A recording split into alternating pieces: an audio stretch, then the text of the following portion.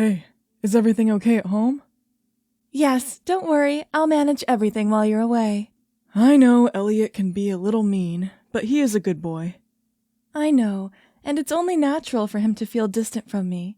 I was a stranger to him all this time, and suddenly I was living in his house. Of course he'd feel a little out of space. It's been months, and he's not a child anymore. I have tried to talk to him many times, but he just doesn't listen. I don't know what else I should do to convince him. Honey, it's fine. Let him take his time. We got married in such a rush that we never had time to explain to him. He is a teenager right now, and with all his hormones messing up with his brain, it must be difficult for him, too. I'm sorry I left you all alone at such a crucial time. My friends were not ready to hear any excuses when they proposed this trip. I wanted to spend more family time with you two, but they have been looking forward to this trip for 2 years. Oh, Ivan, take this in a positive manner. Now Elliot and I can spend some time together. You don't have to play the mediator anymore. I feel terrible about it. I want to know that kid. He is so intelligent and talented. I know it has not been easy, but trust me on this, will you?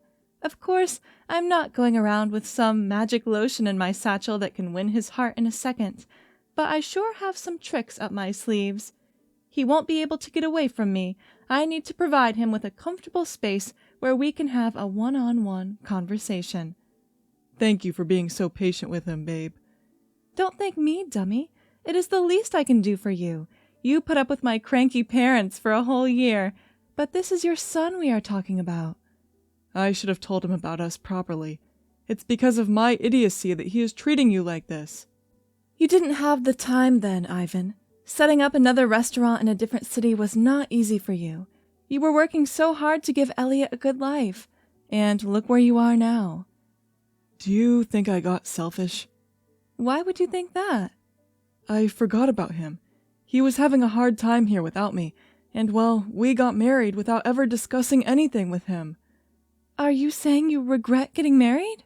No, of course not. Oh my God, I'm so sorry, Saya. What I mean is that I should have talked to him more. Maybe spend some time with him before breaking the big news, you know? Not for once do I regret marrying you. You are the best thing that has happened to me after a long time. I can't imagine my life without you anymore. But I don't want my son to go away from him too. I can't lose him. If you keep treating him like a child, he will continue to act like a child, Ivan.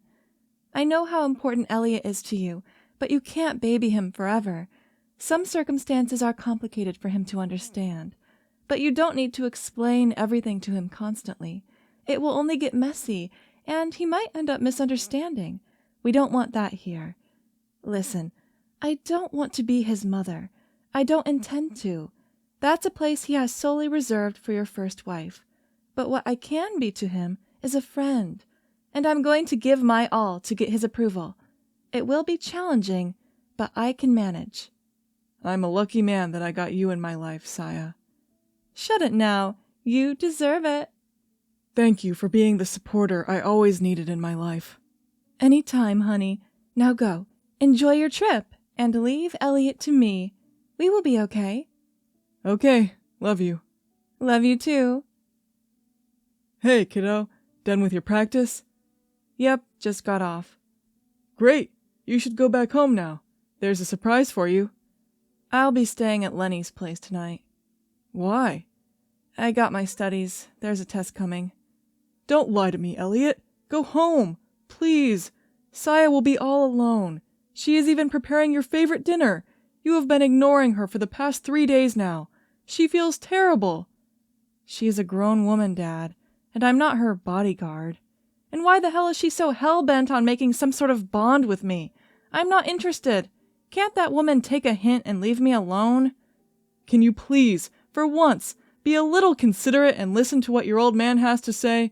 How long do you plan on being a jerk? I'm just asking you to leave me alone. I'm not obligated to make any relationship with that woman. I have nothing to do with her. The woman you're talking about is my wife, and you cannot disrespect her like this. Listen, I have been giving you enough liberty, but you are crossing the boundary here. You are supposed to treat her with respect. And why should I? She is no one to me, and I can't stand her annoying ass. Why are you so harsh on her? What has she ever done to you? I don't need a reason to dislike her, Dad. You are the only one responsible here. How many times am I to apologize to you, Elliot? I'm sorry it happened so soon. Are you not happy for me? I finally have someone after spending years alone while caring for you. Have you ever thought about me? I never said you couldn't date, Dad. It was your choice, so don't you dare push that selfish idea on me. But what you did this time was wrong. You forgot about me, Dad. You left me alone for a year and then came back with your new wife, expecting me to accept you two with open arms? How could you? Was this supposed to be your decision? Did I have no say in it? You did not, Elliot. This was my decision, regardless of your petty excuses. I would have still married Saya if you had said no. Then why are you talking to me? Talk to that woman for all I care. You don't even care about your son anymore, so why should I? Don't ever ask me to form some stupid bond with her. When I told Saya Elliot won't be coming back home on the call, she broke down. I felt terrible for not being there for her then. Since we married 2 months ago, Elliot has been giving us the cold shoulder, but the hatred he has shown towards Saya is painful to watch. I met Saya a year ago in St. Paul. A few years later, due to COVID, my restaurant was not working well, and I had many problems re-establishing my career. Elliot, who had just gotten into high school, was another concern. He would soon be in university, and my savings were slowly draining. As our financial conditions started to get better, I decided to go for a gamble. I discussed this with my uncle and Elliot, and after a lot of thinking, I decided to start another restaurant. But establishing it in a faraway city had several obstacles, and because my business was not that huge, I needed to be there for the setup. I left Elliot with his uncle for a year and got busy. That was when Saya came into my life. She worked as an interior designer, and we crossed paths one day in a cafe. She was reading one of my favorite books, and that was how our conversation started. We started meeting up from then on, and after a few months, we fell in love. But while my life got busier with a new budding romance, it became tough for me to keep in touch with Elliot. Ever since I lost my first wife 8 years ago, I have lived as a single dad. I never dated anyone, never even felt such attraction toward another woman, but Saya made my world brighter. As unexpected as it was, I genuinely fell for her.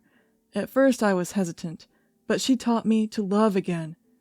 However, there was another problem: Saya's toxic parents. I and Saya have an age gap of almost 9 years, and her parents immediately rejected our relationship. They came up with all sorts of drama to keep their daughter to themselves, so she would not stop financing them. She was in a big mess, but I did not want to leave her there. So, without much thought, we decided to go for a shotgun wedding. Though Elliot did not think of it very highly and just rejected Saya. We tried everything to convince him, but his attitude only worsened us. Now, after how he has been treating Saya since I left for my trip, I don't know if I can keep up with his shit anymore.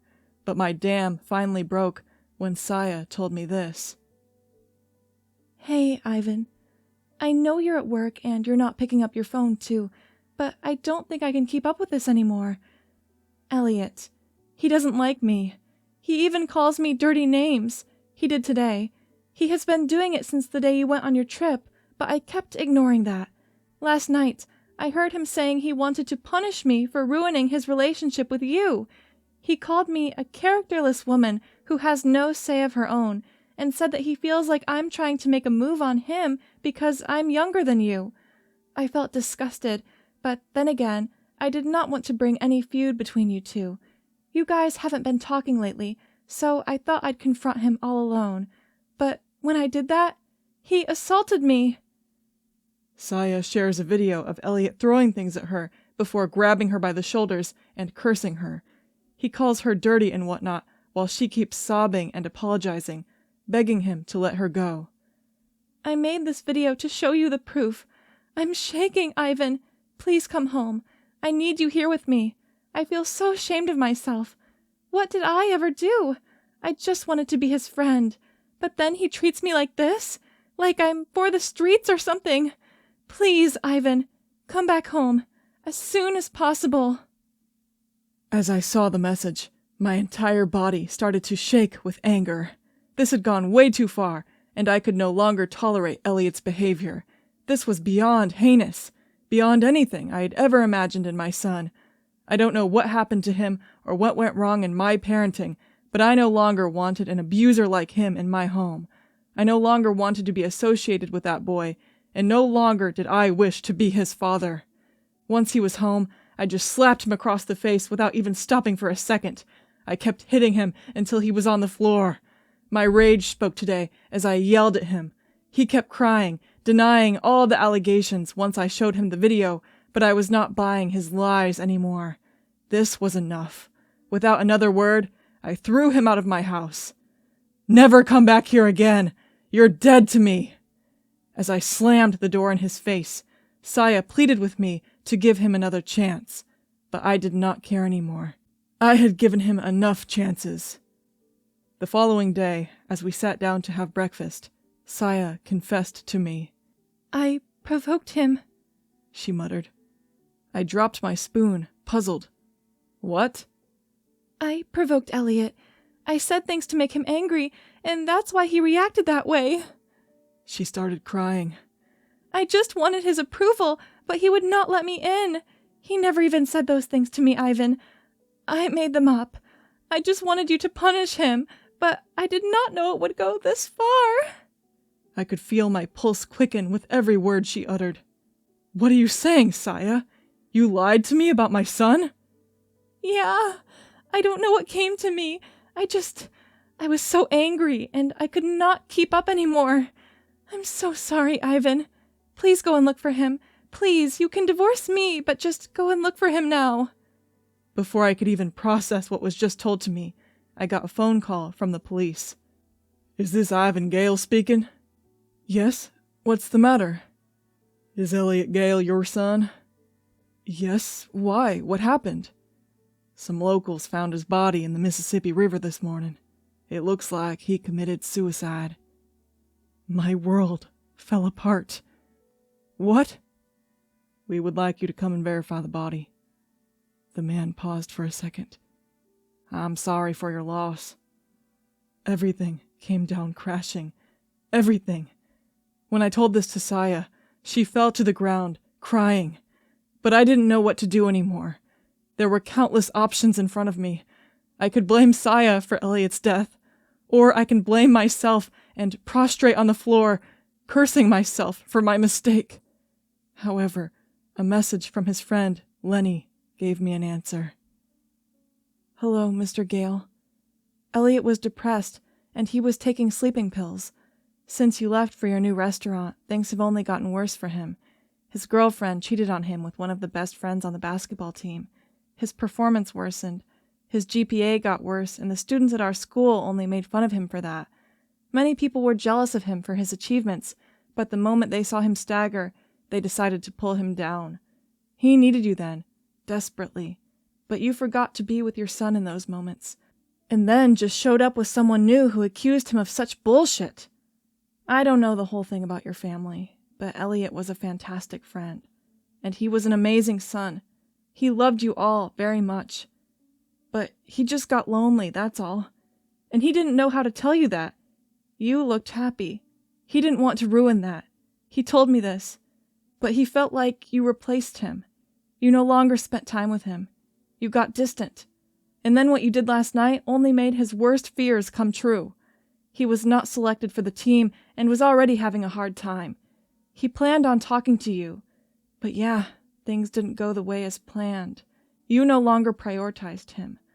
And so, he took his life. I may be a jerk for saying this to you now, but yes, Mr. Gale, it's too late. Don't kill yourself. Live with that guilt. The same goes for your wife. You failed your son. That's the truth. Don't ever forgive yourself for that.